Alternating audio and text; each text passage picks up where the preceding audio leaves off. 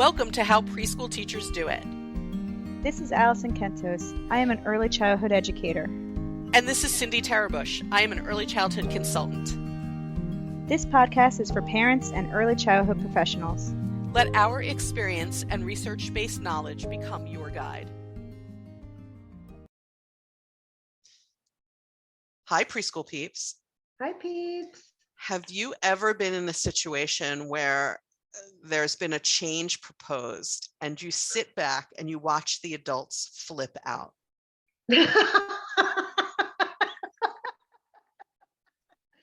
happens a lot, I think. Yes. Right? Yes. A lot. I've recently been in, for some reason, you know how things tend to come in bunches? Like I've had a bunch of situations where there's some sort of change afoot and the adults are flipping out.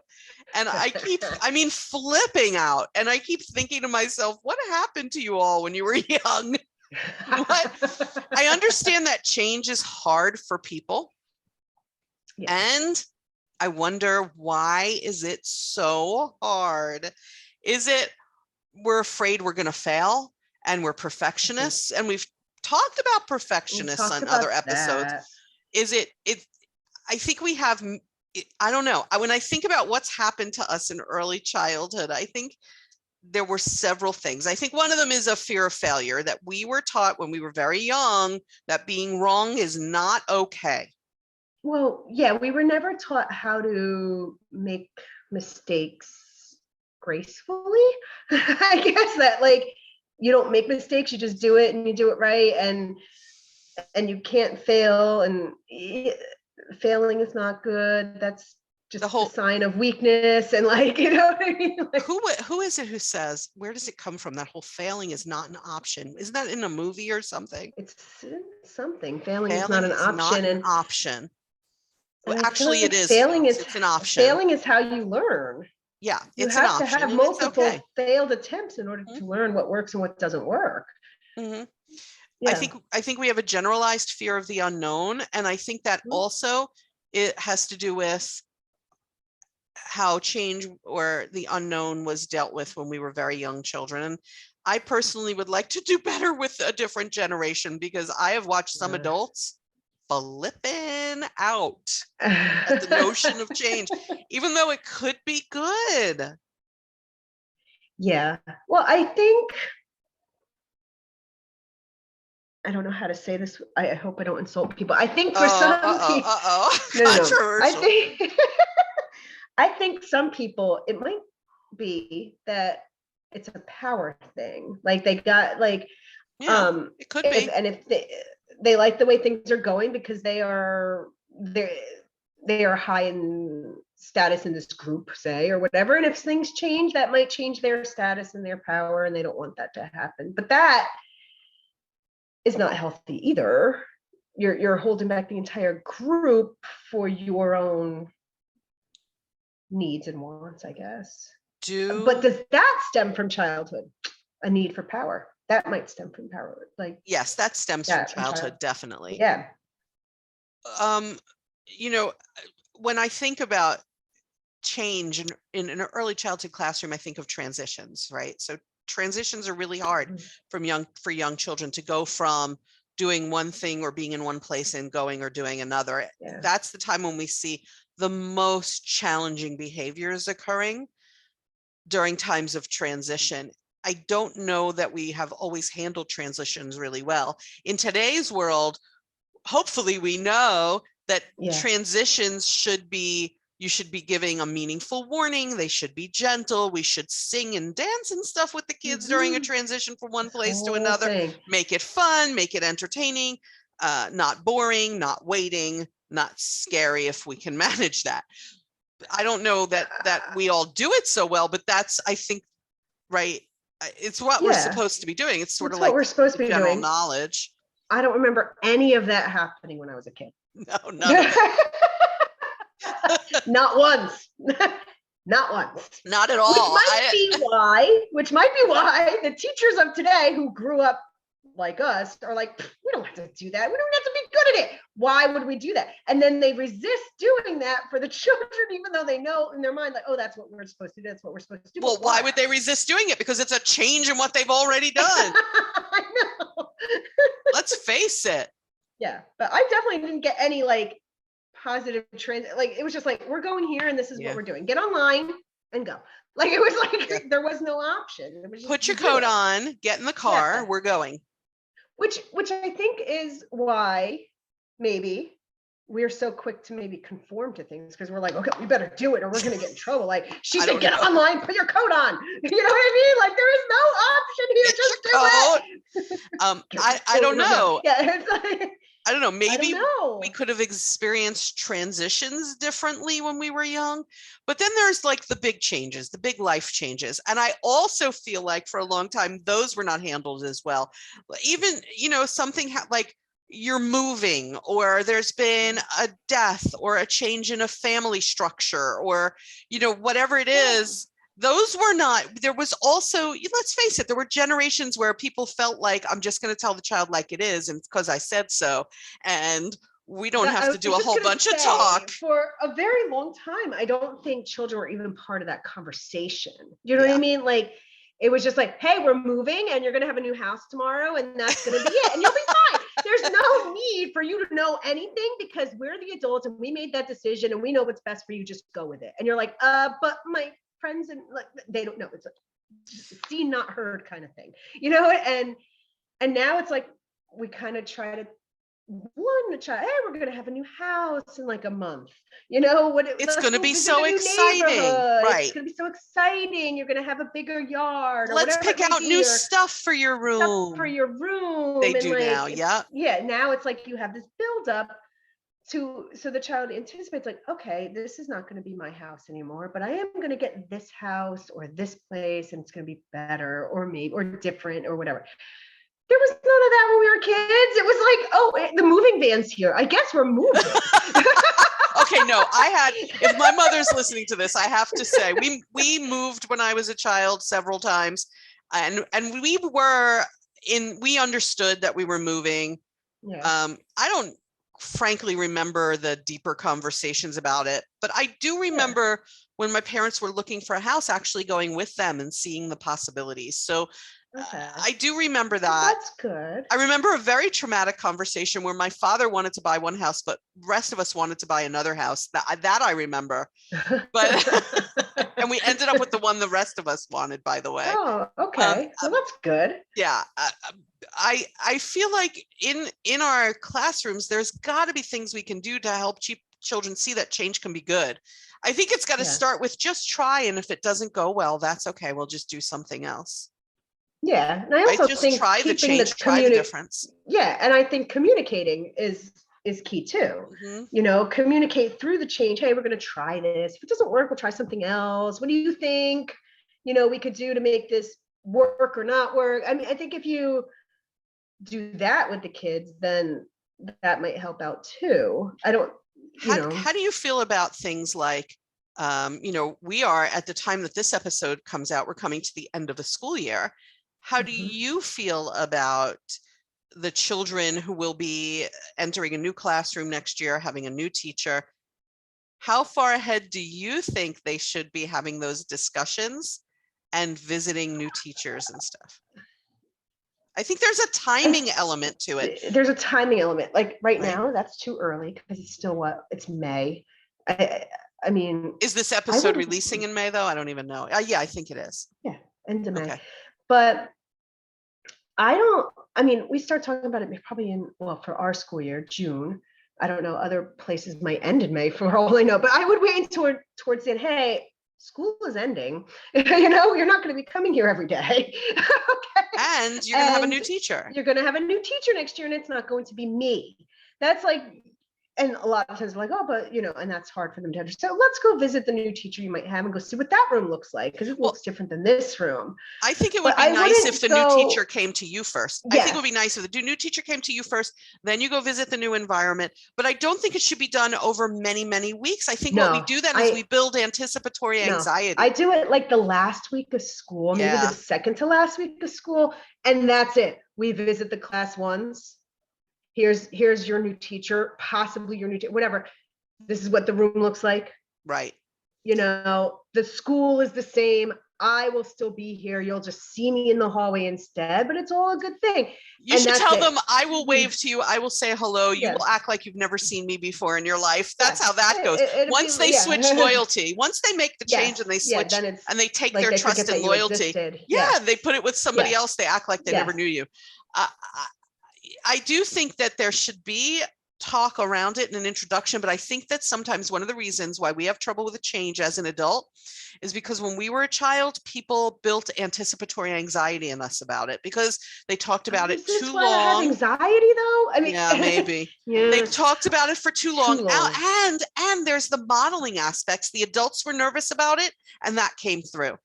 I think when we think about modeling, which teaches children about the world and behavior, we have to think about the fact that if I, as a teacher or as a parent, have to participate in a change, that I shouldn't be bad-mouthing this change in front of the children, and I shouldn't be freaking out about it in front of children, because they're going to think, change is really scary. Change is terrible. The adults flip out every time there's a change.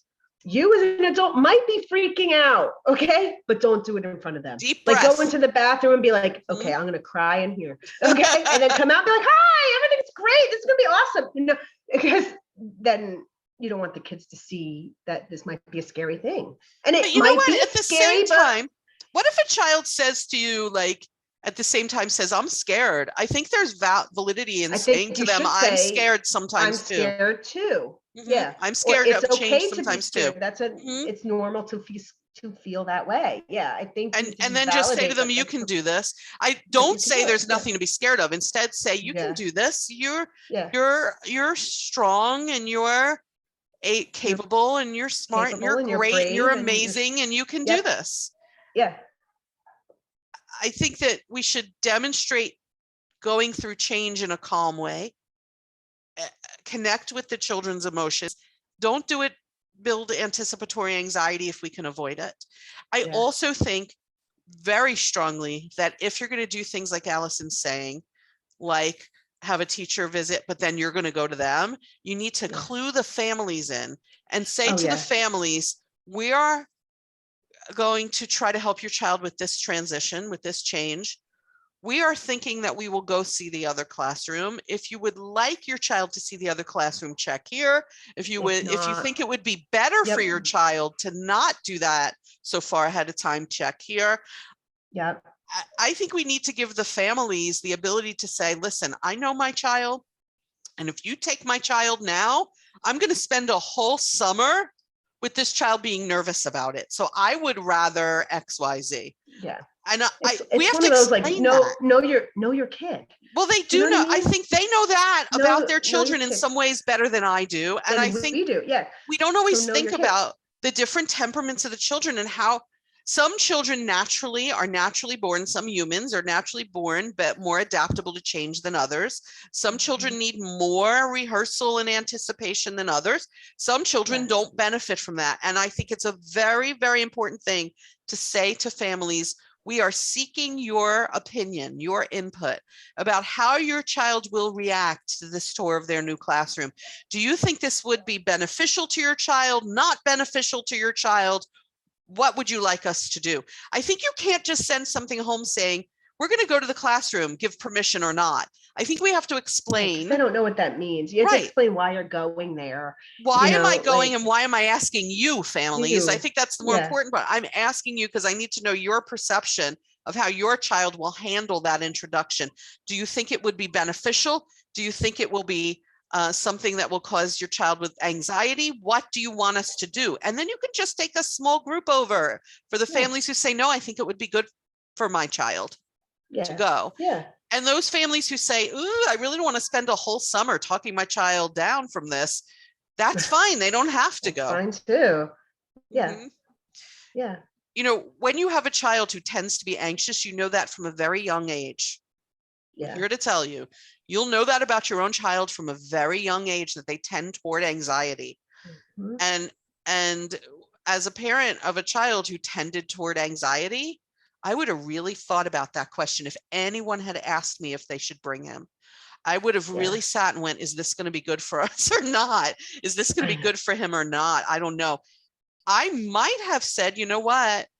Ask either if he's old enough, ask him if he wants to go. Yeah. Or or I might have said instead, I'm going to bring him a couple days before school starts so that there isn't such a long time frame. Yeah. Right. Because I think the long time frame gets you too. Oh, because yeah. you're like, okay, so you visit these classrooms in June, and then they go bye-byes for the whole summer, and they have if you're all in this a great system summer where they're fun. not coming If in you're the in summer. Right. Okay. If you have a system where they're not coming in summer, now you've had June, July, August, and really honestly, like, oh wait, we visited that in June. I don't even remember that. And then they're coming back and they barely remember what they did. So there's that too. So even though you might have fully, as a teacher said, hey, and as a parent been like, hey, we prepared them for this transition as best we could, September comes around and that child doesn't remember that because it was just a little itty bitty blip that happened in June. And then they're like, oh, well, why did we even bother trying? Because look, they're anxious anyway.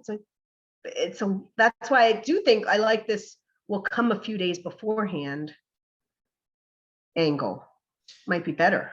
I also think for children who take school buses, if at all possible, if they're changing schools or changing classes even, offer your child, if it fits in the schedule and it's at all possible, to drive them for the first couple of days until they feel more comfortable, and then they can take the bus. Because if they are feeling like this is a change and I'm anxious about it, it's good to have them as calm as possible as they begin to enact the change. And being plopped on a school bus doesn't always do that. I remember when I was a child and we moved, and the first day in the new school, waiting at the school bus stop, and how